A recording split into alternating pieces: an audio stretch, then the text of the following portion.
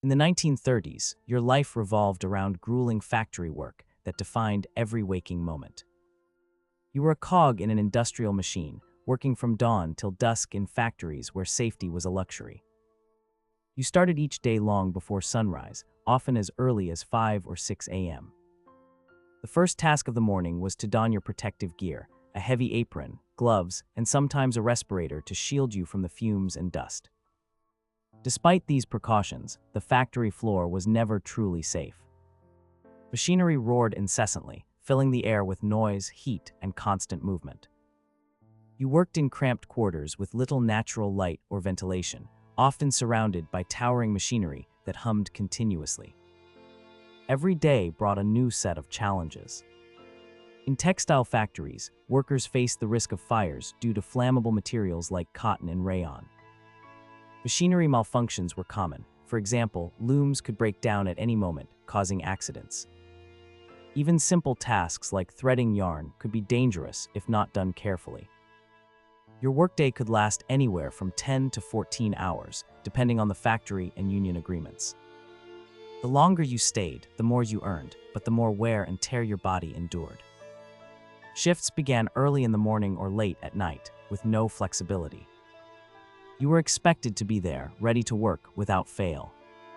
Supervisors were harsh and often brutal. They watched you closely, making sure you worked as fast and efficiently as possible. Failure was not an option. Mistakes could result in demerits or even punishment. Whips and corporal punishment were still used in some factories, and the threat of dismissal hung over everyone's head. One notorious example is the textile mill in Lawrence, Massachusetts, where workers faced harsh treatment from management. Lack of safety measures led to frequent injuries. Machinery malfunctions, unguarded moving parts, and poorly maintained equipment were common hazards. In 1930s America alone, thousands of workers suffered from disfigurement, amputations, or even death due to workplace accidents. Despite these dangers, little was done to improve conditions. Insurance companies often denied claims for injuries that occurred on the job. Meager wages barely kept you above poverty line. A typical factory worker earned around $12 per week, which equated to about 80 cents per hour. This wage did not cover even basic necessities like food and housing. Many families lived in crowded, squalid conditions with no access to clean water or proper sanitation. The constant threat of hunger and homelessness loomed over every day. Social status was tied directly to your factory output. High production meant higher respect and better treatment from management. Workers were ranked based on their productivity, and those who failed to meet quotas faced severe penalties. Even small mistakes could result in being reprimanded or even fired. This system created a hierarchy within the factory, where efficiency became everything. Factory strikes fought for workers' rights. As conditions worsened and wages remained stagnant, union organizing became more common. Strikes were often violent affairs, with police intervening to maintain order. The famous Flint sit-down strike of 1936–1937 is a stark example of these struggles. Workers occupied the General Motors factory in Flint, Michigan, demanding better pay, safer working conditions, and recognition from management. This strike led to significant changes in labor laws and worker rights. These factories were more than just places of labor. They defined your identity, shaped your community, and left lasting marks on your health and well-being. The life you led was one of constant struggle against dehumanizing work conditions and systemic oppression. The daily grind was relentless, with no breaks or respite from the exhausting environment. In many factories, workers faced additional challenges like gender discrimination.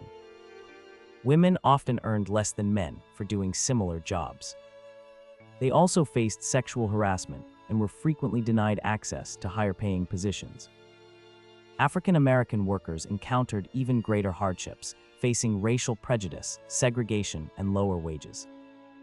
The 1930s saw the rise of labor unions as a powerful force in American society. Unions like the United Auto Workers, UAW, fought tirelessly for better conditions and fair treatment. Strikes became a common occurrence, with workers risking their jobs to achieve change. The Flint strike was just one example. Similar actions took place across various industries. Understanding these realities can help us appreciate how far we've come while acknowledging the ongoing challenges workers still face today. Factory work in the 1930s was a stark reminder of the brutal conditions and systemic inequalities that defined daily life for many people.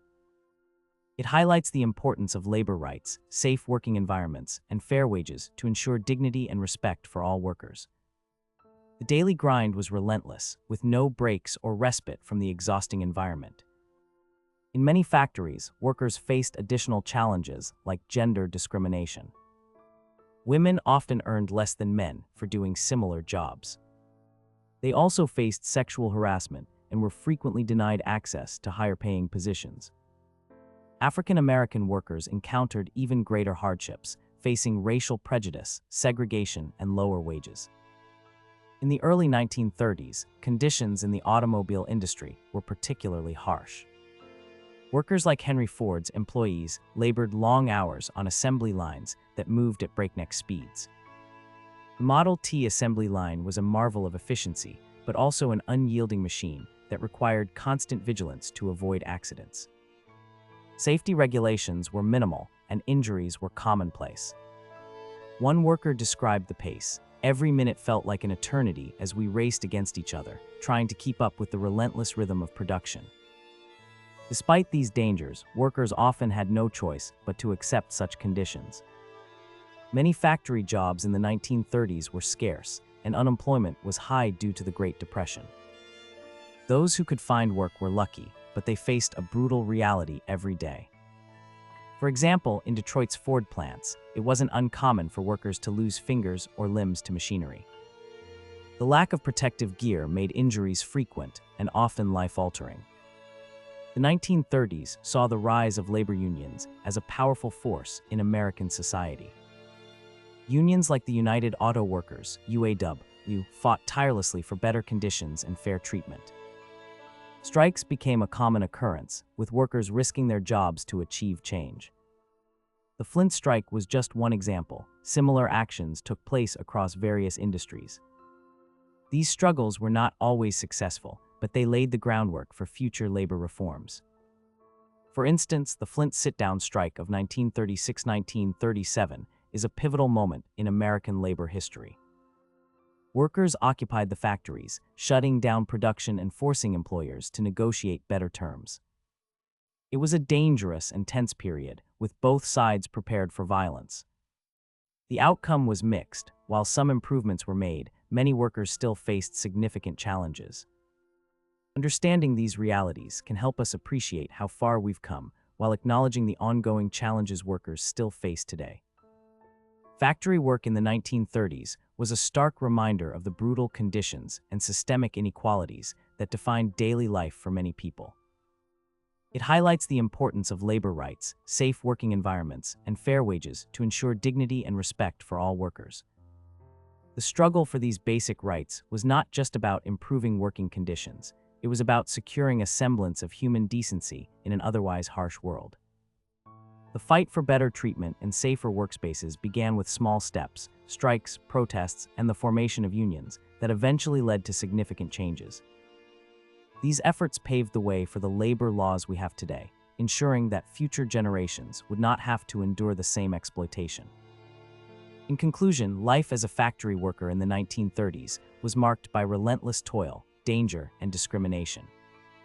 The daily grind was unrelenting, and survival often depended on sheer resilience and a willingness to fight for basic rights. This period of history teaches us that progress comes from collective action and the unwavering determination of workers to improve their lives.